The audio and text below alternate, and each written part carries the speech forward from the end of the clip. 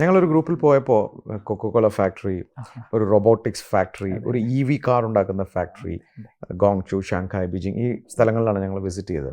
അപ്പോൾ അവിടെയൊക്കെ കണ്ട പ്രത്യേകത, ഞങ്ങൾ കുറേ വിസിറ്റേഴ്സ് അവിടെ ചെന്നിട്ടും ഈ തൊഴിൽ ചെയ്യുന്ന ഒരാൾ പോലും ഞങ്ങളെ ആരും തിരിഞ്ഞു പോലും നോക്കുന്നില്ല.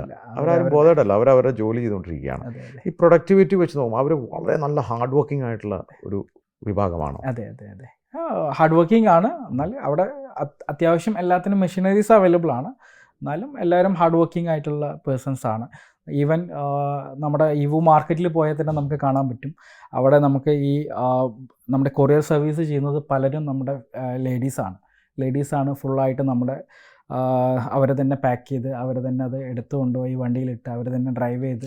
ശരിക്കും പറഞ്ഞാൽ പുരുഷന്മാരെക്കാൾ അധികം അവിടെ സ്ത്രീകളാണ് കൂടുതൽ. സ്ത്രീകളാണ് ഇവ മാർക്കറ്റിൽ സ്ത്രീകളാണ് ഉള്ളത്. എല്ലായിടത്തും ഞങ്ങൾ കണ്ട സ്ത്രീകളാണ് പൊതുവെ ഉള്ളത്.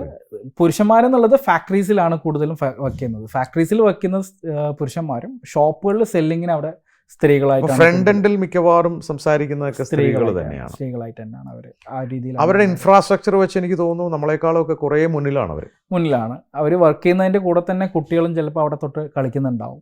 അവരും അത് കണ്ടിട്ട് തന്നെയാണ് വളരുന്നത്. കുട്ടികളും ഈ ഒരു ഇത് കണ്ടിട്ട് തന്നെയാണ് ഈ ബിസിനസ് ചെയ്യുന്നതും കണ്ടിട്ട് തന്നെ. സ്കൂൾ കഴിഞ്ഞാൽ നേരെ നമ്മുടെ ഈ വൂലാണെങ്കിൽ അവിടെ മാർക്കറ്റിലുണ്ടാവും. അത് കഴിഞ്ഞാൽ എല്ലാം കഴിഞ്ഞിട്ടാണ് അവർ പോകുന്നത്.